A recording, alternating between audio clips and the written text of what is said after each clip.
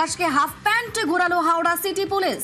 আমাদের সঙ্গে দেবাশিস রয়েছেন, প্রতিনিধি দেবাশিস। বিজেপি সরকার বারবার বলে এসছে অন্যায়ের সঙ্গে কোনো আপোষ নয়, এবং এই যে উত্তর হাওড়ার ডন আকাশ সিং, তাকে যেভাবে হাফ প্যান্ট পরিয়ে ঘোরানো হলো, এভাবে দুষ্কৃতীদের তো বড় বার্তা দেওয়া হচ্ছে বলেই মনে করা হচ্ছে। দেখো, একেবারে এই আকাশ সিং কিন্তু কার্যত এলাকায় একটা ক্লাস ছিল।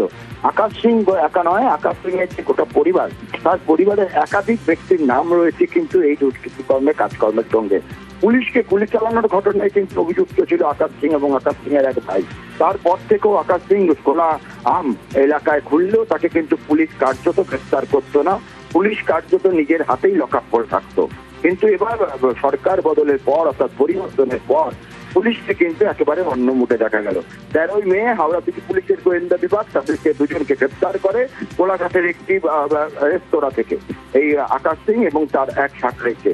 এরপর তাকে নিয়ে এসে পুলিশ নিজেদের হেফাজতে নেয়। 14 দিনের পুলিশ হেফাজতে নিয়ে তাদেরকে কিন্তু বিভিন্ন জায়গায় যে অভিযোগগুলি আকাশ সিং এর বিরুদ্ধে ছিল, সেই অভিযোগ স্থানগুলিতে ঘোরানো হয়। আমরা দেখেছি প্রথমের দিকে যখন তাকে ঘোরানো হয়েছিল, তার যে পরনে পোশাক, তাকে সেই পরে ঘোরানো হয়। পরবর্তীকালে তার ভয় কাটাতে এলাকায় কার্যত তাকে অন্তর্বাস করিয়ে ন্যাড়া করিয়ে তাকে ঘোরানো হলো পুলিশের তরফ থেকে। তার কারণ এই আকাশ সিং এর যে ভয়, আকাশ সিং এর যে এলাকা, সেই এলাকায় আকাশ সিং এর ভয় কাটাতেই কিন্তু এই কাজ করলো পুলিশ, এবং পাশাপাশি যারা আরো দুষ্কৃতি কর্মের সঙ্গে যুক্ত রয়েছে তাদেরকেও বার্তা দিল এই গ্রেফতারের পর কিন্তু তাদের সঙ্গে একই রকম কাজ করা হবে।